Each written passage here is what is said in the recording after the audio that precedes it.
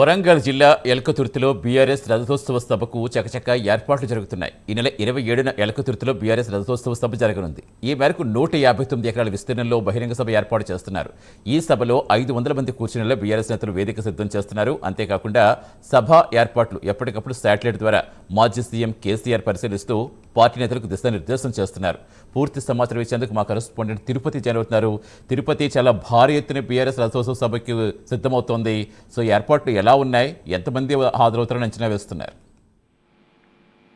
Satish, BRS party రజతోత్సవ సభకు ఏర్పాట్లు ముమ్మరంగా కొనసాగుతున్నాయి. ఈ నెల 27వ తారీఖున బీఆర్ఎస్ పార్టీ ఎలకతుర్తి దగ్గర రజతోత్సవ సభను నిర్వహించేందుకు ఏర్పాట్లు చేసినటువంటి పరిస్థితి కనిపిస్తుంది. 159 ఎకరాల విస్తీర్ణంలో బహిరంగ సభ నిర్వహణకు ఏర్పాట్లు జరుగుతున్నాయి. 500 మంది వేదికపై కూర్చునేలా భారీ వేదికను బీఆర్ఎస్ పార్టీ నేతలు సిద్ధం చేస్తున్నారు. 1000 ఎకరాలకు పైగా భోజన వసతి కావచ్చు, పార్కింగ్, విఐపి విడిది, ఇతర ఏర్పాట్లను కొనసాగిస్తున్న పరిస్థితి కనబడుతుంది. సభ నిర్వహణకు ఉమ్మడి వరంగల్ జిల్లాకు సంబంధించినటువంటి బీఆర్ఎస్ నేతలు ఏర్పాట్లు కొనసాగిస్తారు. సభ ఏర్పాట్లను ఎప్పటికప్పుడు శాటిలైట్ ద్వారా బీఆర్ఎస్ అధినేత కేసీఆర్ పరిశీలిస్తూ పార్టీ శ్రేణులకు దిశానిర్దేశం చేస్తున్నటువంటి పరిస్థితి కనబడుతుంది. సన్నాహక సమావేశాలతో ఎర్రబెల్లి దయాకర్రావు, సత్యవతి రాథోడ్, మాజీ ఎమ్మెల్యేలు వినయ్ భాస్కర్, పెద్ది సుదర్శన్ రెడ్డి వీరంతా కార్యకర్తల్లో శ్రేణులలో ఒక జోషు నింపుతూ తప్పకుండా బీఆర్ఎస్ పార్టీ రజతోత్సవ సభకు లక్షలాదిగా తరలి రావాలి,